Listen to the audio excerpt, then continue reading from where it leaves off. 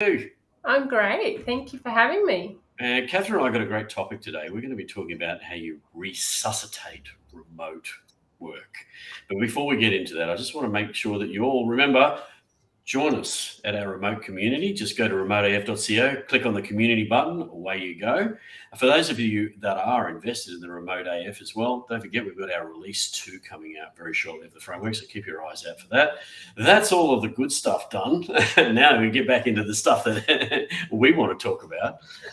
Catherine, it might be good if you introduce yourself for everyone. I've had the pleasure of knowing Catherine for a very long time, but let everybody else know a bit about yourself. Thank you. Thank you, Tony. So, my background is in the corporate environment, over 20 years working in the financial services industry. And for the last 8 years, I've actually been working for myself. I'm a leadership expert, so working with individuals and organizations to help create purposeful leaders. And the brilliant thing that you've been working through a little bit is resuscitating remote work, which is a Mm, great thing. And I like the tagline, so I'm going to start with that. Your tagline about that is remote work is not broken, right? correct. Nor is it a failure. It's because we No. failed our leaders. So let's start with that. I think that's a fairly good start. Um, Pretty big, where big that came place to start. from. Talk to me about that. Where did that come from? What formed that opinion for you? Form that opinion for me. I because it's we're working in a completely different environment, and for many people it happened overnight like that when COVID hit. Now, there were organisations that had implemented flexible way of work to certain degrees. It wasn't widely used, and then all of a sudden we're in the middle of a pandemic and everyone's going to work from home. So we've got the same people doing the same work, but in a completely different environment. And you need different set of tools for that. And the analogy I use is, given that we're moving to an electric world, the analogy I use is mechanics. You can't expect a petrol mechanic to overnight start fixing electric cars because they don't have the tools for that or the knowledge for that. And it's the same for our leaders. We pushed them out into a completely new way of leading their people, but just didn't give them the skills and the tools they needed, nor did we give the people the skills and the tools they needed. So that's when I say we've failed our leaders, that's what I'm talking about. I think it's a really interesting thing because here at Remote AF, we've been talking about this for some time, as much as yourself. And one of the things we were saying through that period of, as it was rolling out, and even now, we're still saying that, Mm, is that leaders are actually the ones who actually took their biggest hit. People went home, and there's a lot of things about the psychological safety, etc. But in general, we recognise that we're working through those things, but not a lot of focus on the fact that leaders took a pretty big hit in this as well because their style had to change immediately. It wasn't a case of, well, we're going to teach you how to do this in small. It happened overnight, as you said, and yeah. it is a different way of leading when you have remote/hybrid. You throw hybrid Mm. in on top of that. Talk to me about some of those tools that you think that leaders need in that space, Catherine. Yeah, absolutely. For many leaders, it's not a whole new set of tools, right? If you've got some great leaders out there, for them, it's about uplifting skills that they already have. Communication and accountability are probably the two biggest, right? Accountability, you've got to just like that's got to level right up. And not just for the leader holding people accountable, but it's also for their team. They've got to get their team to realize that they need to step up and hold themselves accountable and be more open and transparent to what they're doing and how they're working. Um, and communication, it's a different way. And we're already flooded with so many different channels of communication, right? You log on to work, you've got your phone, you've got your email, you've got Teams, you've got Teams chat, you might even have Yammer, depending on your organization. Like, it's just, you're just constantly being, and if you are co-located, you've got people walking out to your desk as well. So pick your communication style, right? Agree with your team that we're going to communicate these type of messages this way, we're going to communicate this way. Like, it's how do we make sure that the communication is more effective, because it's going to get lost in all that noise, And you need to be able to communicate effectively with a team when you can't see them face to face. Yeah, So they're two big ones. The other one that I really love and I think super important. Now, any leadership 101 is setting those foundation pieces with your team, right? What's our mission? Why are we here? Why do we get up every day? What are the values that we're going to live by? Now, they're critical in a remote environment. But the next step to that is a social contract, or what I call a social contract. And so that's where you agree, how are we going to work together in this new way of work? How often are we going to meet? What are those meetings going to entail? When we're, for those that are mixed and not fully remote 100% of the time, yeah. well, when we do come into the office, what day of the week are we all going to come in? Or is it once a fortnight? Or is it where we're all in a team together? So it's actually getting into some real detail around how we will work as a team and hold each other accountable to that.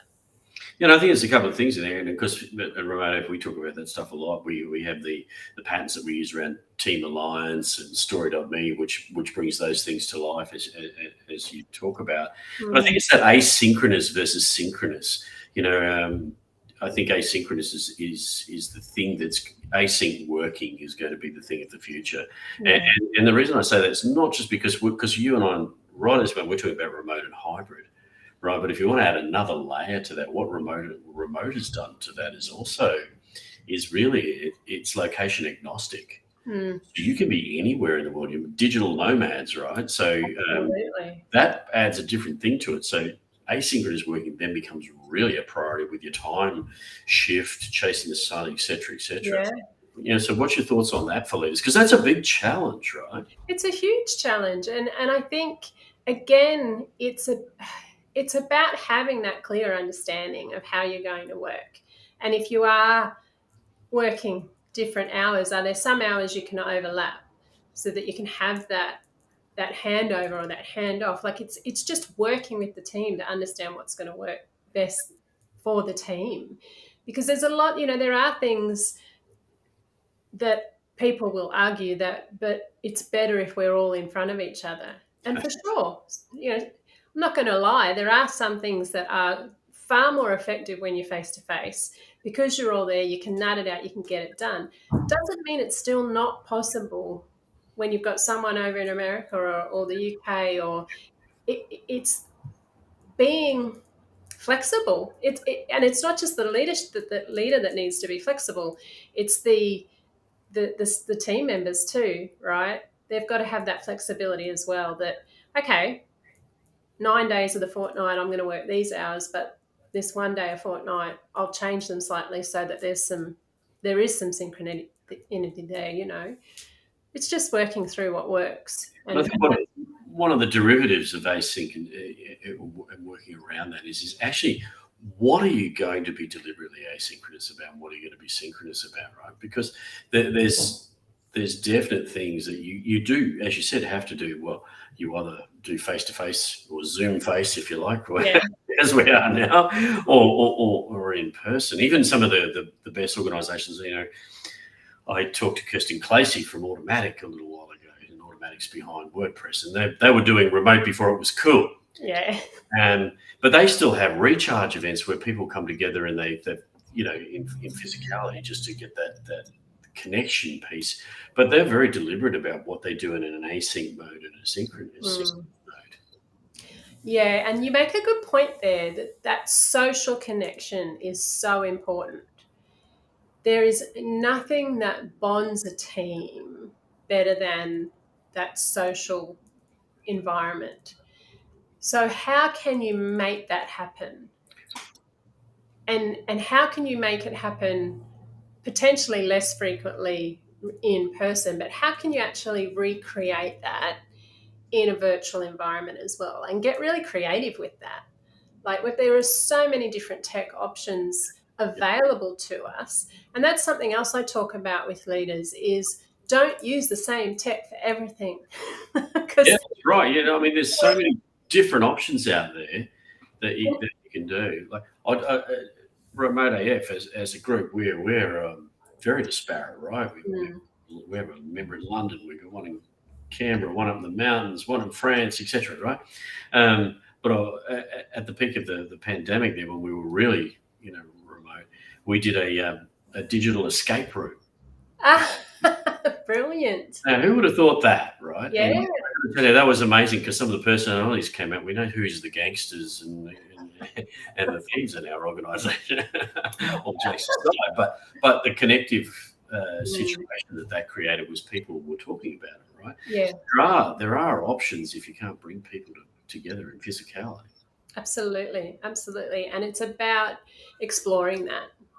Don't just think, well, Zoom or Teams is the only option I've got. There is just so much out there that we can explore and have fun with. Yeah. And, please, yeah. Teams. There are so there's some fantastic options, and we don't obviously promote any, but we do make sure that people know that those things are out there. There's things like butter. If you're watching right now, go and have a look at butter. Butter's a different option, and it's very playful and has a lot of nuances in it. Or there's Burst, from Australia, which is a great application. So there's some fantastic options out there, like you said. And I think it's about structuring those too and being as an organisation. So the other thing that I see, and I'm interested to understand from you, is that because it's a double-edged sword. Because there's these other options, you can end up with information going all over the place, and no one's quite sure where it should be. So I think that's the other part is in that Team Agree, Team Alliance is how it's not just how you're going to communicate, but it's what you're using, where certain things are going to go. Thoughts on that?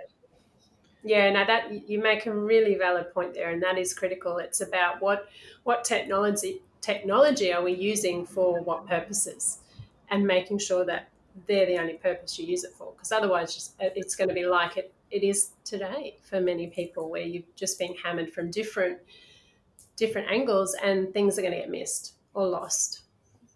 So if I'm a leader talking to you today, and I say, I'm lost in this mix. What are the first things that you do with that leader to sort of help them move forward? I ask them lots of questions, because the first thing I need to understand before I can help them move forward is what biases are they holding? What beliefs do they already hold around being a leader and leading people in what type of environments? So, because that's critical, right? We all carry biases with us from all aspects of our life, and we hold bias around how you should lead people. And it's usually based on how we were taught to lead and what type of environment we became a leader in. And if the only way we were taught how to lead is face-to-face, then you're going to have all sorts of biases. Some that you're aware of, some that you probably just absorbed through osmosis because the leader that you had his or her own bias that you've taken on and carried with you. So it's about understanding those first. What are your expectations of your people? How do you know when they're being productive? And quite often people will quickly realize that they are, this myth of people not being productive is really just a trust issue they have based on their own bias. Yeah, let me give you a quick tip for those that are listening. Monitoring software is not going to get you where you want to go. All that's going to do is create fear.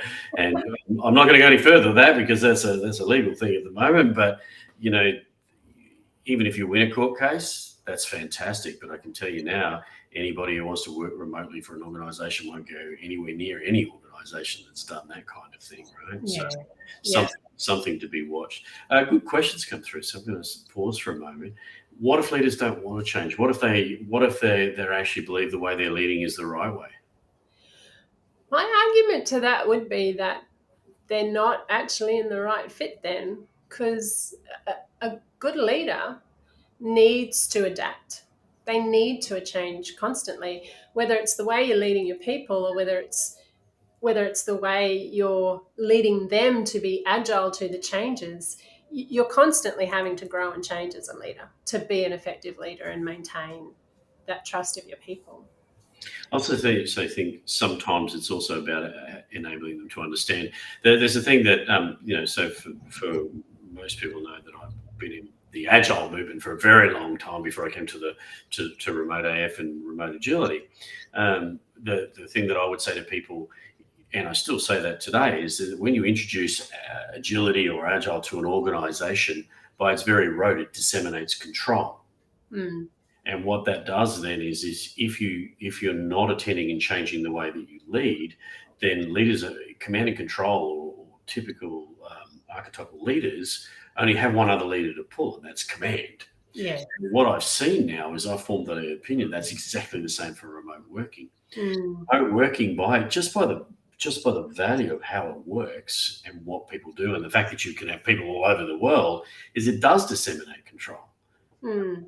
Perhaps not in the same way, but it does. And Mm. if you're not careful, what you see is, unfortunately for leaders, is to try and get that feeling of control back, they become command. Yeah, you're right. You're absolutely right. Because when and that goes for any aspect of our life, right? As soon as we feel like we're losing control, especially with young children, we take on that authority of, well, I'm your mother. You'll do it because I've said. You're right. It's the only lever that you're left with, but it's not a positive lever because it just becomes that carrot and stick behavior, and your good people are going to leave. Yeah, it's an interesting one, is because remote working, and the other thing I talk about a lot to leaders, and interested to hear your thoughts on it. Remote working is a very double-edged sword for organisations as well. So there's a feeling that, well, we'll call our people back into work, and remote's not giving us what we want. But the double-edged sword of remote is that people can go anywhere in the world to work with anyone at any time in any place now, because it's so widely accepted across the world. Well, once upon a time, what was called distributed or flexible working was only sort of certain organisations. So, Mm. do you come across that when you're working with the leaders? Yes, look, not all the time because it's depend on their experience in the organisation, but I have come across it a couple of times. Absolutely. Yeah, and I think the thing with that is that they need to adjust to that factor, is that people are now looking for the best way that they can work in a remote hybrid Mm. slash hybrid. We'll go with that Yeah. slash hybrid way. And if you're not careful, somebody else is going to want those people. And I think, it's communication. And, there was one leader in particular who had a employee whose partner got an opportunity to work in Japan. And so they wanted to move, obviously, with their partner. I think it was for a 6-month period or something, but they wanted to stay working for the organisation that they were with. They didn't want to have to leave and try and find work over there. And so there was a conversation had around expectations. Well, this is what the hours we expect you to be available. This is the times that and if we see any reduction in productivity or output or anything like that, then we need to revisit it. We'll trial it for this long, we'll revisit it, we'll see how it's working for both of us. Because even though you think you want to stay with the organisation, it may actually not work for you once you get over there. So a lot of it's about communication, setting expectations, being really clear on what those expectations are, and checking in a lot more than you ever would Yeah. with someone who is physically with you, because you've got to check in. And it's not about not trusting them. It's about making sure they feel that they're supported, that they're clear on what they've got to do and achieve, and they know they're on track. Yeah, I think in remote work that's a staple, right? You have to have that availability, because basically what happens is, otherwise it's a learned helplessness, and your people are waiting, and you can't afford to have people waiting, right? They end up becoming zoomed out, Yeah. zoomed in, And a big one for leaders and employees, they're not going to feel valued. You never contact me, you never reach out to me, you never see if I'm okay. Yeah, that's correct. Yeah. There's a balance, of course. Absolutely. As in all things, I don't need you ringing me every minute of the day. No, that's right. But that goes for face to face too, right? Like, again, as a leader, you need to adapt to your individuals. You're not leading everyone exactly the same. You're going to know that one person needs, maybe a check-in every day, whether you've got another employee that only needs to be touch base with twice a week or once a week. So you're right, it's a balance, but it's also understanding the needs of your individual staff as well. I like that you raised the productivity thing, because obviously that's quite high, with Elon Musk's and all those sorts of crazy people, asking people back to work, or there are a lot of organisations saying, okay, you people aren't productive. And my counter to that is why is productivity in remote or hybrid any different than productivity within the physical workplace? Yeah. So if you're not productive in a physical workplace, then you would be managed or performance managed or whatever that may be, or there'll be conversations, or they'll be looking at what's happening in the background, etc., family life, okay, whatever. Why is that any different to remote or hybrid? It's exactly the same circumstance, except a different layer over the top of it. Absolutely. And it comes back to those beliefs, I think, that we have, that if we can't physically see people, we assume they're doing bad things. Right, we assume that they're doing their washing or they're watching Netflix and not actually doing their work. But the reality is, and the studies have shown that's not what's happening. And you're going to have people that are going to take advantage of that 100%. But you're also going to know who those people are. And to your point, you performance manage them. And that might be part of your social contract, that if you if you do have to move into performance management, well, then you're back in the office. Yeah, and look, that happens in physicality, right? Like you and I have worked in corporate enterprise for 20 odd years. There are plenty of instances where people take advantage of that as well, right? So we know that there's no differential in that. No. It's a remote or a hybrid lens over it. It's about setting those expectations. Absolutely. I do believe, though. And I'm interested to hear your thoughts on this, that with remote, there is slash the hybrid thing, but there is a different set of considerations that you need to think about. And those considerations are the fact that the working hours may differ. So what I mean by that is, we have a saying in remote AF, your work is in your home and your home is in your work now. Yeah. And, what it's offered a lot of people, and I'll take my example, is that, I once would have been somebody who started at maybe 7:30 in the morning, religiously got into the city, etc. But now I can take my kids to school. That doesn't mean I still don't get the work done, but I get the work done between a different set of hours. Yes. Okay, occasionally there's a need for me to be there when I have to be there. Yep. But the reality is that's changed, and I think that's about setting expectations and agreeing on that. What's your thought? Because that's a deal breaker for a lot of people.